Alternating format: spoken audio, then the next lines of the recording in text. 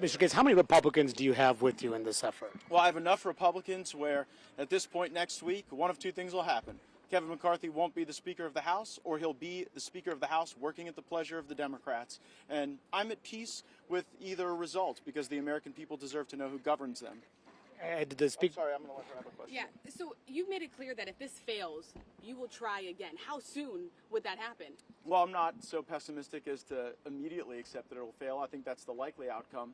But, you know, this won't be the only time. That's probably all I'll say on that. Has the Speaker talked to you, reached out to you at all in any way, touch you on the floor just now? Yeah, he hasn't talked to me since he appointed me to the National Defense Conference Committee, and we talked about some of our aligned defense priorities, but that was some weeks ago. What do you think it means that there's a number of Republicans now that say they're keeping an open mind to the motion to vacate? Well, I hold no malice toward any Republican who doesn't support the motion to vacate.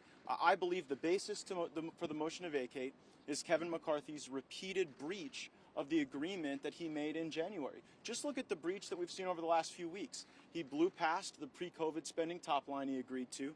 He put a bill on the floor to fund the entire government without 72 hours to review it in violation of the agreement he made.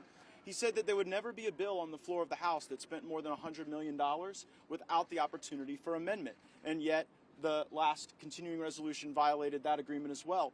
He also agreed to a rule that he would never use the Democrats to roll a majority of the majority.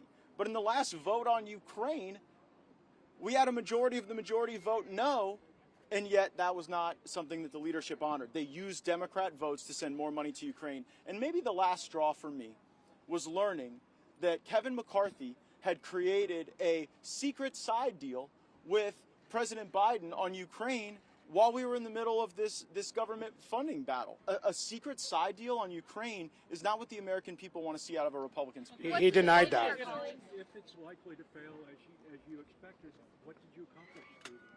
Well, I think the American people deserve to know the coalition that really governs them. And Kevin McCarthy likes to pretend that he makes coalition with conservatives. But all he really does is break his word with conservatives. The coalition that really runs this country is the Uniparty. It is the Biden-McCarthy-Jeffries government, and that is what we will demonstrate with this vote. If you succeed, who are you going to have? Who do you suspect that he made a side deal on Ukraine with Biden? Well, because Joe Biden said he made a side deal, House Democrats said he made a side deal, and when the Speaker's office was asked about a side deal, they made some opaque reference to wanting to support Ukraine and do border funding. And as I said in my remarks on the floor earlier today, regardless of how you feel about Ukraine money or border money, these two things should not be lumped together. They deserve their own dignity and their own vote. And the people are tired of seeing the ways of Washington that jam everything together in order to really frustrate actual legislators. If you succeed, McCarthy's almost certainly going to put himself up as a candidate for Speaker again. And that may mean there's no one who can get 218 votes. Are you prepared to go through that possibility with no one getting 218 votes? Well, I would think that if it took Kevin McCarthy 15 rounds to become Speaker, and after 8 months of a failed speakership, and after a successful removal vote, as your hypothesis would portend, that he would take a hint. Do you have someone? Are you talking to any Democrats about this?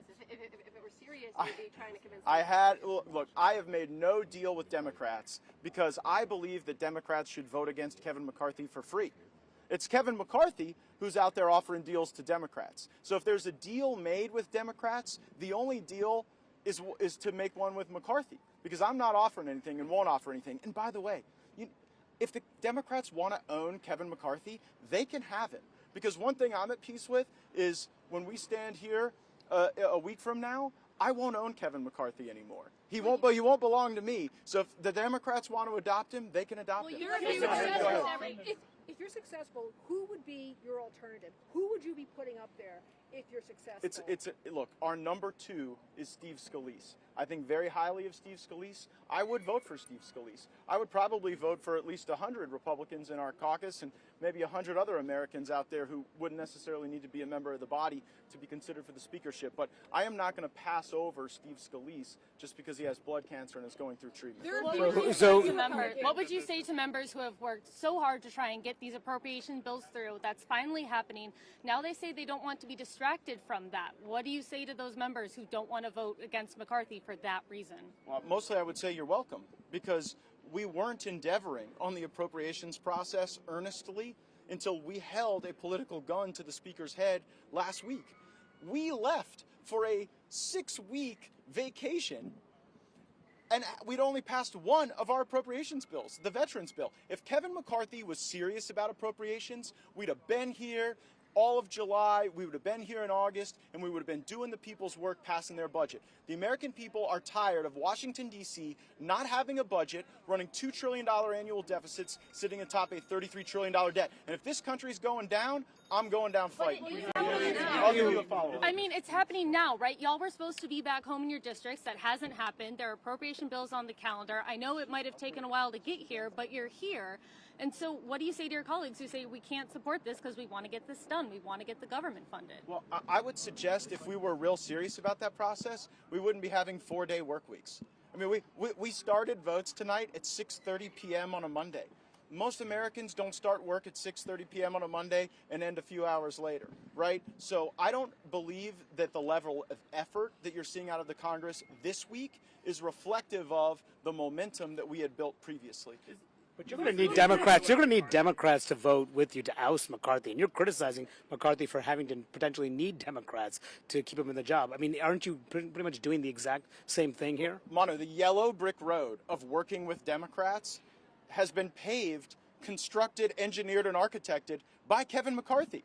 Look no further than the debt limit deal, a deal he passed with Democrats. Look no further than the last continuing resolution, which he passed with Democrats. And by the way, if he's able to stay in power, it will be him working for the Democrats, continuing to do their bidding. So this is a revealing exercise, and I think it'll show the country who's really in Just charge. to follow up on that, though, most Republicans still do support McCarthy. So why bring this up if you don't have the support of most of your conference? Well, he doesn't have my support anymore, and he doesn't have the support of a requisite number of Republicans to continue as the Republican Speaker. Now, he may continue as the House Speaker, and he may continue as a Speaker of the Democrats and some sort of uniparty coalition, but he is not going to be a Speaker in power as a consequence of Republican votes based on the number of people who are going to be with me.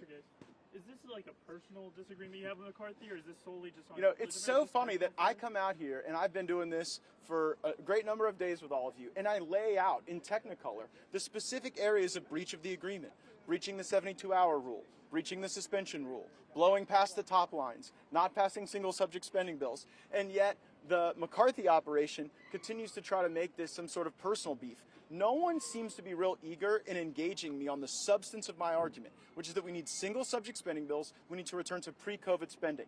But some people try to make every policy disagreement personal because they are so personally embarrassed from their own failures. And so this has nothing to do with a personality. This has to do with breach of an agreement. I laid that breach out weeks ago. I stood on the floor. You all covered it. And I said, these are the areas of breach. They have to be rectified. Instead of getting any sincere effort to resolve that, you know, we heard the Speaker's profanity and his bluster, and that's simply not strong leadership. Do you believe that I'll go to Rachel next.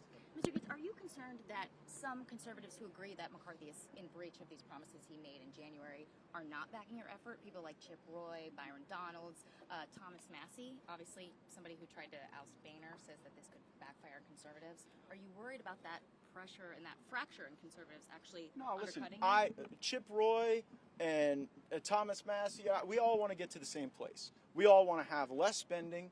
We want to return to the budget process that is in law. And I hold no ill will toward them if they make a different tactical choice than I've made. So if my dear friends, who I agree with on almost everything, Mr. Roy and Mr. Perry and Mr. Massey, want to own Kevin McCarthy, then that can be their choice, and they can make whatever choice they'd like. Does Trump support this effort? Does Trump support this effort? You have threatened that if you fail, you will continue to call up... That question's already been asked. Mr. Gaetz, do you believe that that your fellow Republicans who vote in favor of Kevin McCarthy should receive primary challenges in the 2024 election? Listen, some of them, but certainly not all of them. There'll be a number of great conservatives and friends of mine who do vote with Speaker McCarthy. I don't have confidence in him anymore, and I think a requisite number of Republicans have lost confidence, such that the only way he'll be able to stay in power is by working for the Democrats. I'm sorry, I'm going to try to go to some people that haven't had a chance to ask a question. Yes, go ahead, ma'am. Congressman, So you are saying, that you don't trust Kevin McCarthy. A number of Democrats right now are saying the same thing, that they don't trust him. They The one can't thing we hold have in him common is to he's lied to all of a us. handshake deal right Yeah. now. If you were to move forward, if there were to be any kind of agreement, what would that look like, and what would you need to see from the Speaker at this moment? Well, I think the die is cast based on the motion I just filed. I think the time for that discussion would have been over the last several weeks, but instead we saw the Speaker continuing. The Speaker did not just fail to remediate the breach of the agreement he made with us in January, he accelerated the instances of breach. Like, after I laid out the breach, he went and violated the 72-hour rule. After I laid out the breach, he violated the $100 million no amendment suspension rule. So he seems to be reverting to the very unfortunate muscle memory of Washington, D.C., that has put our nation atop a $33 trillion debt, that has led to $2 trillion annual deficits in our near future, and the rapid global de-dollarization of the economy. When you look at the BRICS system, Brazil, Russia, India, China, South Africa, they're moving away from the dollar. And just in August, they added 6 new countries, including G20 economies in the Western Hemisphere and Gulf monarchies. Moreover, you saw U.S. News say that the number one economic trend of 2023 is de-dollarization globally. This worries me. You all get all worked up that there's going to be some uncomfortable, chaotic moment, that I'll feel pressure from conservatives or Democrats or whomever. I feel the judgment of history. I feel the weight of that.